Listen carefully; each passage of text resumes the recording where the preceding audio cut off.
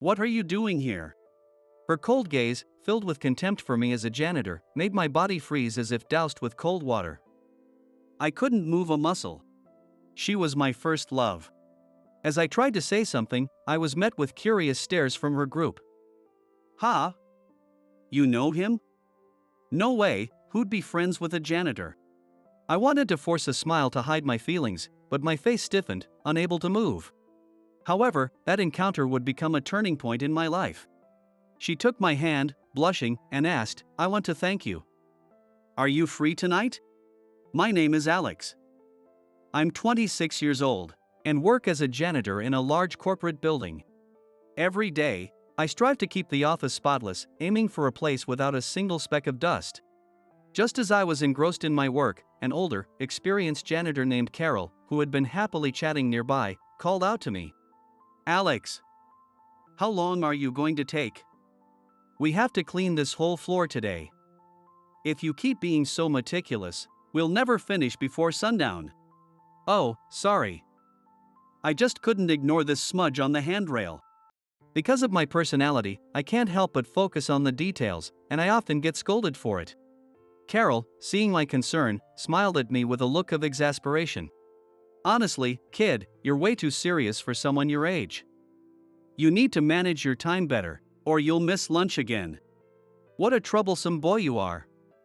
Now, give me that cloth." "Thank you so much." Despite her grumbling, Carol never abandons me and always lends a hand, treating me like a son. I look up to Carol like a second mother, and I think we make a pretty good team. As we were cleaning the floor together, I noticed a group of well-dressed men and women, presumably employees of the company, approaching from the other end of the hallway. The person in the center of the group caught my eye, making me freeze for a moment. It was Emily, a classmate from high school. Emily also looked shocked when she saw me. "What are you doing here?" Noticing the awkwardness between us, her colleagues began to mockingly chime in. "Wait, you know him, Emily? No way. She wouldn't know a janitor. No chance. We live in completely different worlds." Emily muttered under her breath, "I don't associate with dropouts," before walking past me. Even after they left, I couldn't move and just stood there, frozen. Noticing how out of it I was, Carol, who's known for being the gossip among the janitors, informed me. "She's such a rude woman. Apparently, that pretty face of hers belongs to some top-tier elite they headhunted from somewhere. Supposedly, she's really smart." Listening to Carol's playful, exaggerated tone, I found myself drifting back to my high school days. Emily and I were in the same class during our junior year. She was the daughter of a well-off family and the center of attention in class. Always at the top of the class, the ace of the tennis team, and effortlessly playing piano for the choir during competitions, a real prodigy. And on top of all that, she was stunningly beautiful. Even as a high schooler, I was amazed that someone so perfect could exist. In my youthful infatuation, I had a crush on this perfect girl, Emily. I'm pretty sure that was my first love. One day after school, I can't remember what I said, but I finally gathered the courage to speak to Emily. She briefly looked at me with a twisted expression, glaring at me with cold eyes, but said nothing. I had no idea what I had done to make her so angry. And then I remembered something I had glossed over in my memories. Emily had always been incredibly arrogant. Of course she wouldn't want anyone to know she's acquainted with a lowly janitor. She was always so full of pride. I never imagined that this encounter would set off a chain of events that would turn my life around. That night, I was scheduled for the night shift, so I began working after the company had closed for the day. Night cleaning allows us to clean places we can't during the day, and the work goes much faster in an empty office. In the stark contrast to the bustling daytime, I quietly went about my work in the silent office. As I moved on to the next room, I noticed a light shining from a room behind a frosted glass door. It wasn't the busy season, and I had heard from the security guard that most employees had left on time. So I didn't expect anyone to be working late. Not wanting to disturb anyone still working, I decided to clean that room last and started with the other rooms. After finishing the cleaning in the other rooms, I opened the door to the one with the lights still on. To my surprise, the room was empty. I looked around, but there was no one in sight. Thinking the person might have stepped out for a break or gone to the restroom, I decided to clean the room quickly while they were gone. But just as I was about to start, I noticed a dark figure moving by the cabinet at the back of the office, muttering something to themselves. What? Is someone there? Wait, it's not a ghost, is it? That's creepy. What the heck? Why aren't these in order by date? What is this? It makes no sense. When I got closer, I realized the dark figure was Emily, crouched in front of the cabinet. My heart raced at the sudden appearance of my first crush, but I couldn't just ignore her distress, so I gathered my courage and spoke up. Do you need any help? Ah! Emily jumped, startled, and fell backward, landing on her behind. Oh, I'm sorry.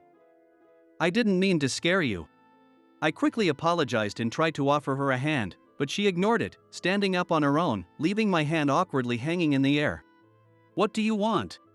To make up for scaring her, I offered to help her find what she was looking for. Ah, here it is. Is this everything? It was placed pretty high up. Here you go. I handed Emily the files she had been searching for. She took the files from me with a bitter expression and said, "Why are you speaking so formally? We were classmates, right? You can just talk normally. It's kind of awkward otherwise." I was thrilled that Emily remembered me, and without thinking, I blurted out, "You remember me," in an excited tone. Emily quickly looked away, muttering, "Of course I do," before adding, "But I don't like you." I could only respond with a weak, "Huh? That's really disappointing." From that day on, helping Emily with her work after my night shift became a daily routine. The reason this is happening is because Emily, in her incredibly roundabout way, said, "I don't like you, Alex, but if you want to help, I'll let you." That's when she asked me for help. At first, she only trusted me with simple tasks like fetching documents or making copies, but since I actually have an IQ of 180, I quickly mastered anything she taught me. When Emily realized this, she stared at me in disbelief, so I asked curiously, "Is something wrong?" "Nothing at all," she replied, clearly flustered, turning away with her usual huff. "What's going on? Please don't turn away like that, it makes me sad." By the 5th day of her overtime, we finally finished the work that night. Emily, relieved, stretched her arms wide and said with a bright smile, "Finally done." I also praised Emily for her hard work with a good job, but honestly, I felt a bit disappointed that our time alone together was coming to an end. "All right. Let's go grab a drink." "What?" The place Emily chose was surprisingly a casual pub joint. The place was buzzing with the voices of already tipsy customers, so loud that it drowned out the background music. Emily and I sat side by side at the counter. As she wiped her hands with a damp towel, she asked, "Beer okay with you?" I was thirsty, so I readily agreed. Emily turned to the bartender and called out, "3 beers, please." "Huh? Didn't you just say 3? Is someone else joining us?" Worried that our alone time might be interrupted, I must have made a funny face because Emily, flipping through the skewer menu, laughed and said, "I like to start with 2 beers at once." Surprised you, didn't I? Realizing no one else was coming, I did a little happy dance in my mind. When the 3 beers arrived, we toasted and congratulated ourselves on getting through the week. Emily downed her first beer quickly, finishing it in no time. While sipping her second, she said, "Tonight's on me, so don't hold back, drink up." I noticed her second glass was already half empty. Despite being so beautiful, her ability to drink like a man was truly impressive. That contrast was oddly appealing. Is this what people mean when they talk about the charm of contradictions? After a few beers, I started looking over the drink menu, thinking about ordering some wine. Beside me, Emily, who was nibbling on the endless supply of edamame, suddenly began to speak. "I don't like you, but I hate Mr. Walker's son, John, even more." Realizing she was starting to rant, I nodded and encouraged her, "Yeah?" And then, without even glancing my way, she continued talking as if to herself. "He's always dumping impossible tasks on me. Do this, do that, what's this, how did you do that, explain this. I'm not his personal secretary. I've got my own work to do. Why can't he handle his own stuff?" Is he a baby? Is that why he's always clinging to me? Clinging to you. When I blurted out in surprise, Emily turned toward me and said, "Oh, I didn't realize you were there," before continuing her story. "Yeah, you're still here, huh? I don't know if it's because he's been to the States or what, but he's always in my personal space." Like, who hugs someone when they first meet? You don't, right? He's always touchy-feely, acting all Western. It's unbearable. This is Japan. For crying out loud. A kiss on the cheek as a greeting? No way. I pushed him away just in time. Good job, me. As if fueled by her memories, Emily stabbed her chopsticks into a piece of karage in front of her. Clearly frustrated, she munched on the fried chicken, grumbling, "He really pisses me off." I couldn't help but notice how different her impression of John was from what Carol had told me before. I was drinking wine, and when Emily was drinking whiskey with hot water, she looked curious and asked me what I was thinking. "So, why are you working as a janitor? You were so smart, always top of the class. It seems like such a waste." Expecting some grand reason, she seemed disappointed when I explained the simple truth. "Well, as you know, I had to drop out of high school when I couldn't afford the tuition, so my highest level of education is middle school. Nowadays, the only places that'll hire someone with that background are part-time jobs or manual labor. I was lucky to find this cleaning company that didn't care about my education, so here I am. In this industry, a young guy with physical strength is in high demand." Emily's face twisted with frustration at my straightforward answer, and she loudly exclaimed, "Ah! That's so annoying." Exhausted from all the overtime, Emily slumped over the counter, nearly falling asleep right then and there. A college-aged waiter approached us, looking apologetic. "Sorry, but we're about to close." Emily had already taken care of the bill before she got too drunk, but the real issue was her. I tried to wake her by gently shaking her shoulder. She briefly lifted her head, gave a lazy smile, and then slumped back down on the table. How was I going to get her home? In the end, I caved under the silent pressure from the waiter who clearly wanted us to leave. So I hoisted Emily onto my back and carried her out of the restaurant. As we stepped outside into the cool night air, she began to stir on my back. Thinking she might be waking up, I called out to her, but there was no response. Realizing she was still asleep, I started walking toward the main street, hoping to catch a cab. Suddenly, Emily, in a much softer and more affectionate voice than usual, began to mumble something. "I say I don't like you, Alex, but the truth is, I don't dislike you at all. Actually, I really like you. But I'm too embarrassed to say it. So I won't. So you'd better not tell Alex, okay?" Hearing those words, I instinctively tightened my grip on the back of Emily's knees. At the same time, the realization that I was carrying her on my back hit me again. And my heart started pounding so hard I thought it might burst out of my chest. Did she just say she likes me? I don't know how long I stood there like that. Suddenly, Emily, now more awake, began to squirm on my back and lightly punched my shoulder. "Hey! Put me down," she demanded in her usual tone. So I quickly set her down. She seemed a bit embarrassed, perhaps realizing she'd been carried on my back. "I can't believe this. Thank God I wasn't wearing a skirt," she muttered, clearly flustered, her ears turning bright red despite her complaints. I couldn't help but be struck by how unexpectedly cute she was, so different from her usual tough demeanor, and my heart wouldn't stop racing. We walked to the main street, but no taxis were in sight. As we stood there waiting, Emily suddenly suggested something outrageous. "If we can't get a taxi, maybe I could crash at your place, Alex." What? Unfortunately, a taxi pulled up right then. Reluctant to let her go, I instinctively grabbed Emily's arm as she was about to get in. She turned to me with a shy smile and said, "Too bad, maybe next time," before getting in the cab and heading home. After that, whenever we ran into each other at work, we started talking more. "Hey, Emily. Looks like you're not doing overtime anymore. How's work? Getting used to it?" "Hey, Alex. Yeah, I'm getting the hang of it, but sometimes I still hit a wall. Could I ask for your advice again sometime?" Since then, she's been coming to me for advice, and though I wasn't sure if my input was really helpful, I have to admit it felt great to be needed by someone I liked. I tried hard not to let it show, but I couldn't help grinning as I said, "Of course. Feel free to ask anytime. Sometimes an outsider's perspective can be valuable." I tried to play it cool, but inside, I was over the moon. Unaware of my feelings, Emily smiled warmly and said, "It's great to have a reliable classmate like you. See you later," before walking off. As I stood there, trying to contain my excitement, Carol, who had been watching us while wiping down a nearby plant, spoke up. "That girl's really changed since the beginning, hasn't she? She's nothing like the others here, seems like a good kid." Hearing Carol praise the girl I liked made me feel a strange sense of pride. Right? She's really a great person. She even talks to someone like me without any pretense.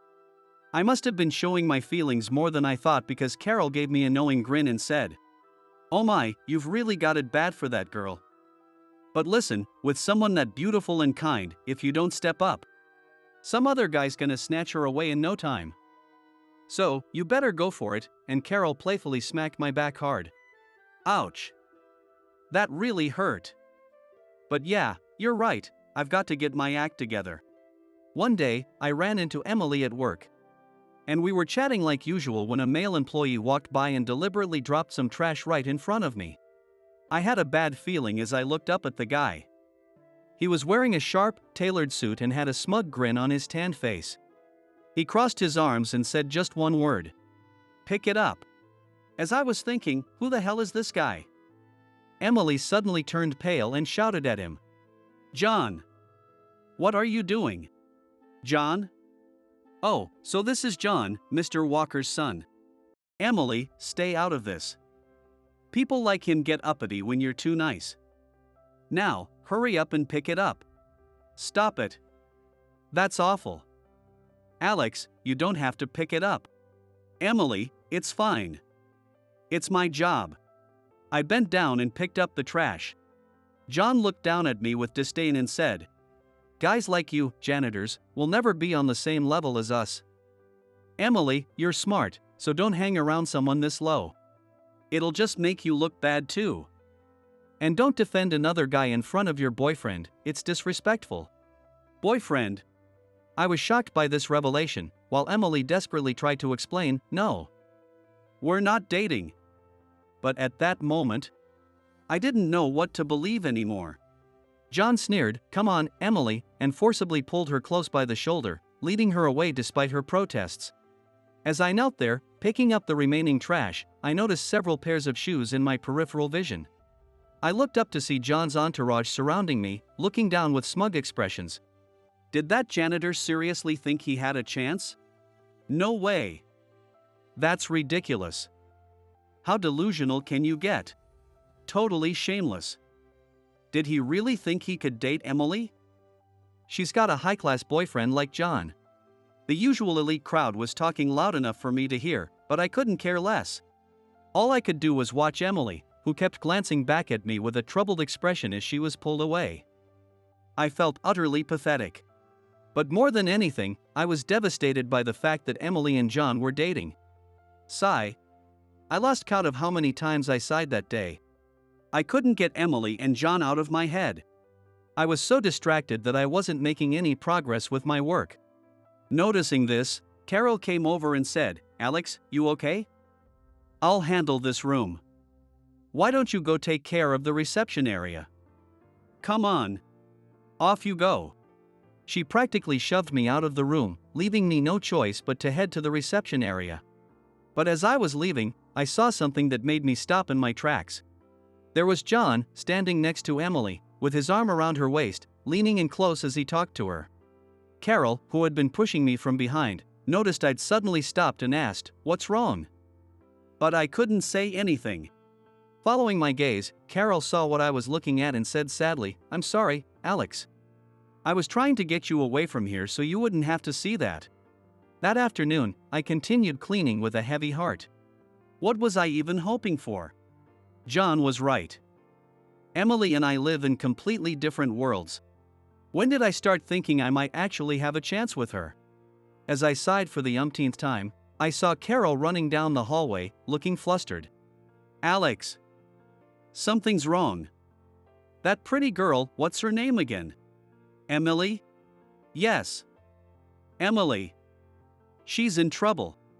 According to Carol, she had been cleaning in the hallway near the meeting room, as usual, while keeping an ear out for the latest gossip. Suddenly, the noise inside the room grew louder, as if a commotion was starting. Soon, the commotion escalated into a heated argument. Sensing that something noteworthy was happening, Carol decided to listen more closely at the door.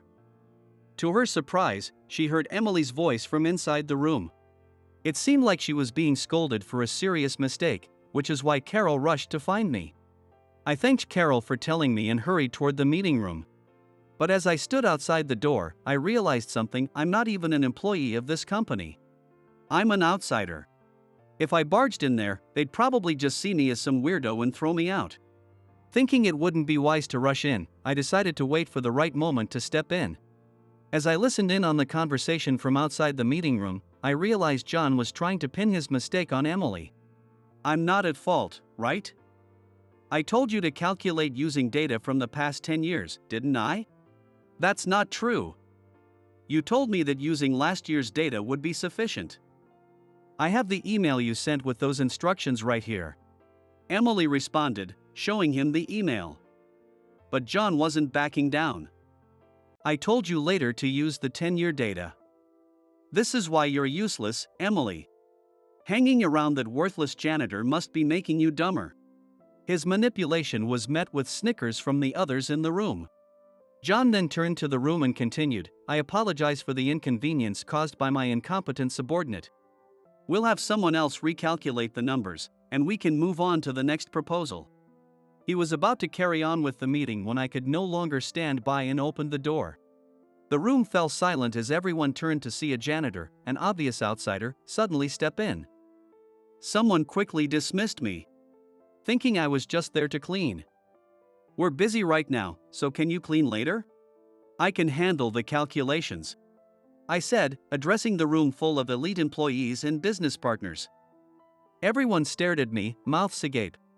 Get out of here, outsider. Who does this guy think he is? Throw him out. This is a meeting. You can't just barge in. Someone call security. The room erupted in shouts, some mocking, others angry, while the business partners looked bewildered. John sneered at me, utterly condescending. This isn't your place, janitor. Get out. The exit is over there. He pointed to the door with a smug look. His entourage of elites burst into laughter at his words. Go ahead and get back to cleaning. Hey, I spilled my tea here because of you. Mind wiping it up, they taunted. Ignoring them, Emily walked over to me with some documents.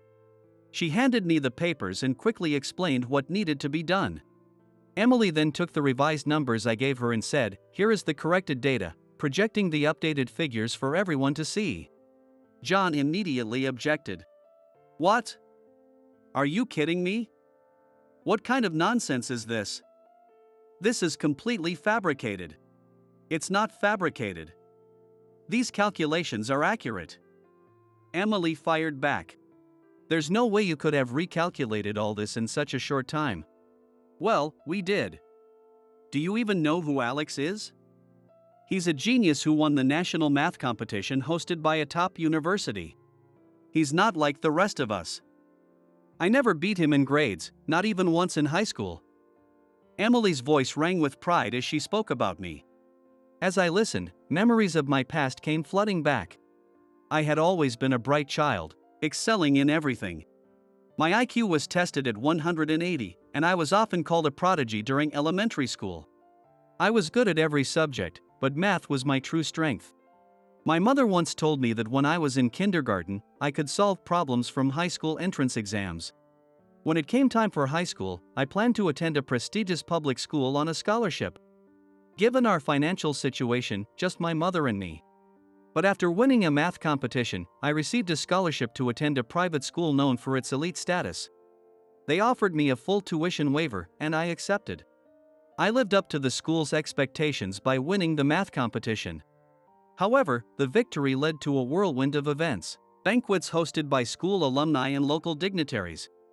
Constant media interviews prying into my personal life. I was sick of it all. Alex, your mom raised you on her own, didn't she? Yes, that's right. Your dad's never been around? I don't have a father. Have you ever met him? Any memories of him? Why is that relevant? My father has nothing to do with this award. I hated how every interview seemed to dig into why my mother was a single parent, how my father left after an affair, and other painful details. It made me despise the reporters. But the worst part was that I was losing time to study math, the subject I loved, because the school kept scheduling interviews and social events without my consent. It stressed me out so much that I began canceling and refusing the school's demands. One day, I was summoned to the principal's office by Dr. Harris. I reluctantly went, expecting another interview, but instead, Dr. Harris told me bluntly, "You know, Alex, we admitted you to this school to showcase the mathematical genius we have here, right? Yeah, I get that. Your role at this school is to promote us as a leading institution in mathematics. In other words, you're our school's poster boy. But that's not what I signed up for. The deal was that I just had to win the math competition. What are you talking about? It doesn't end with just winning the competition. Lately, you've been turning down interviews and skipping the social events, haven't you?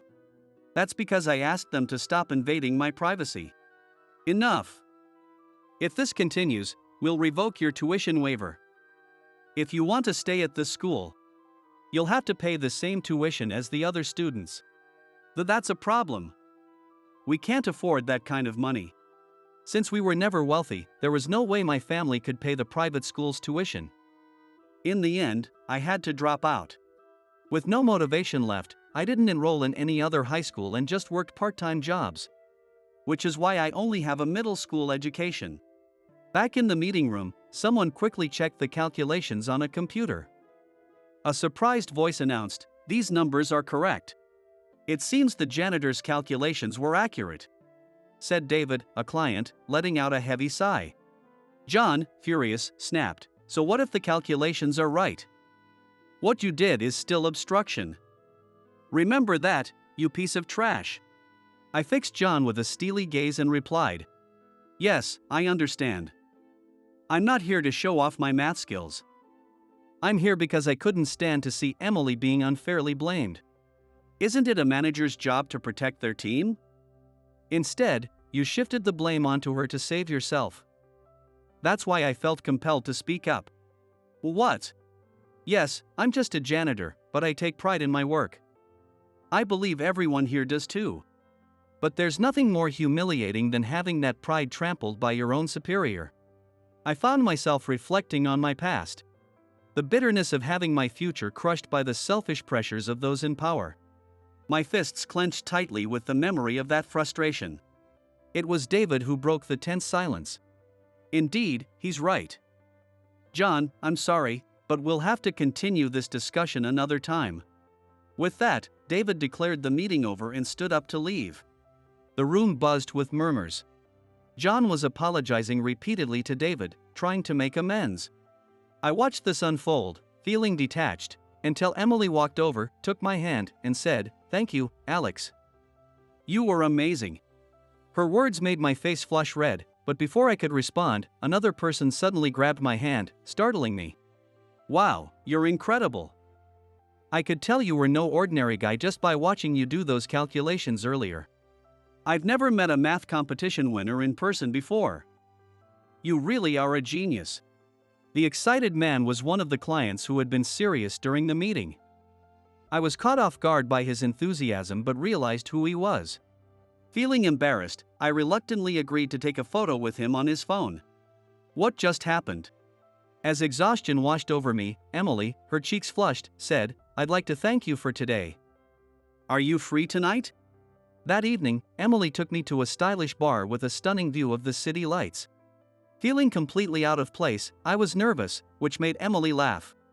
We were seated at a cozy two-person sofa by the window, and I was mesmerized by the dazzling night view.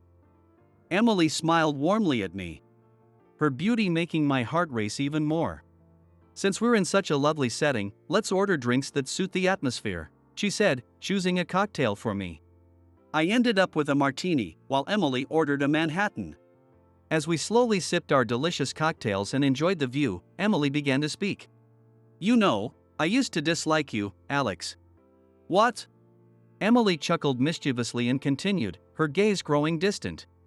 Emily came from a well-known family and was raised as a model student with excellent grades and impeccable manners.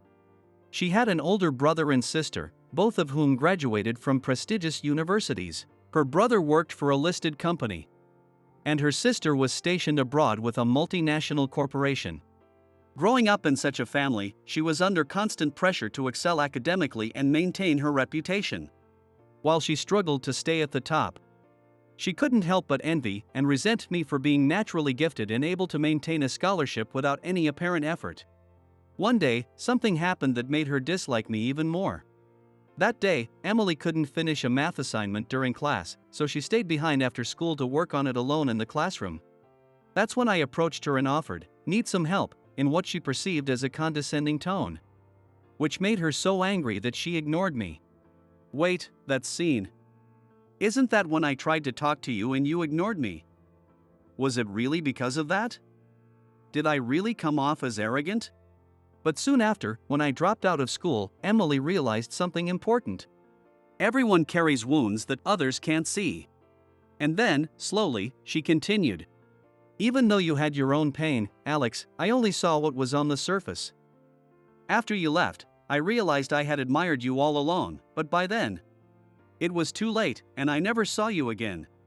Hearing Emily's unexpected confession from years ago, I decided to be honest about my own feelings. I've always liked you, Emily, back then, and of course, even now. I admired how hard you worked, and I still do. Emily's eyes widened as she stared at me, her words coming out in a fluster. I don't like you at all, Alex. Not even a little. You're just someone who's a bit better at math than others and has a big brain. And what's with you being so tall? What did you eat to grow that much? And don't think you can get away with being good-looking. Just because some of the women at work are fawning over you doesn't mean you should get all smug. I hate how you're so nice to everyone. You should only talk to me, not other people. I hate you, Alex. I really do. As she rambled on about all the things she supposedly hated about me, her eyes started to well up with tears. Oh man, this is way too cute. I couldn't help but say aloud. Hey, it sounds like you really like me, doesn't it? Emily's face turned bright red, and tears began to spill from her beautiful eyes.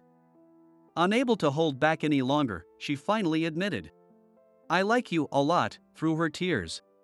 After that, the business deal was called off entirely.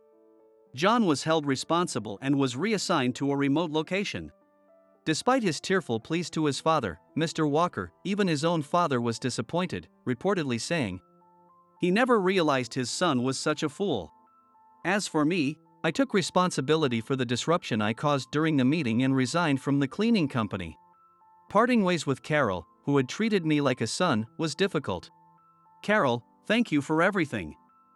You've been so good to me, I said, my voice thick with emotion. With tears in her eyes, Carol patted my shoulder hard, as usual, and said, you can always come back, but honestly, Alex, you shouldn't.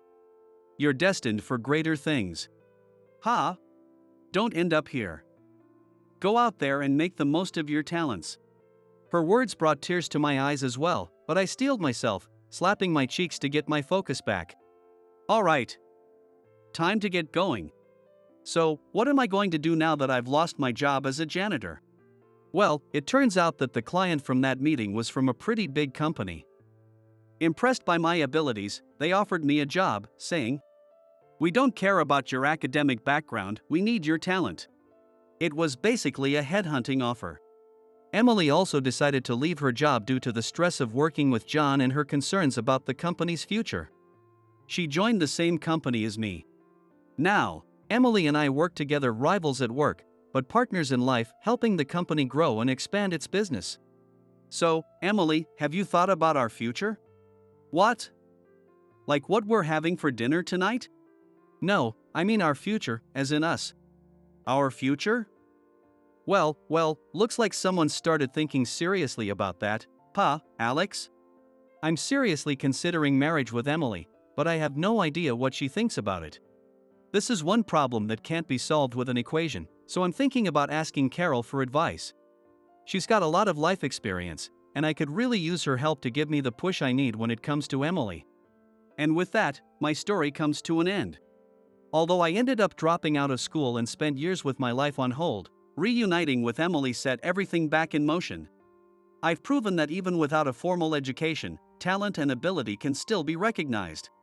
I don't know what challenges lie ahead, but with a trustworthy partner by my side, I'm ready to face whatever comes our way.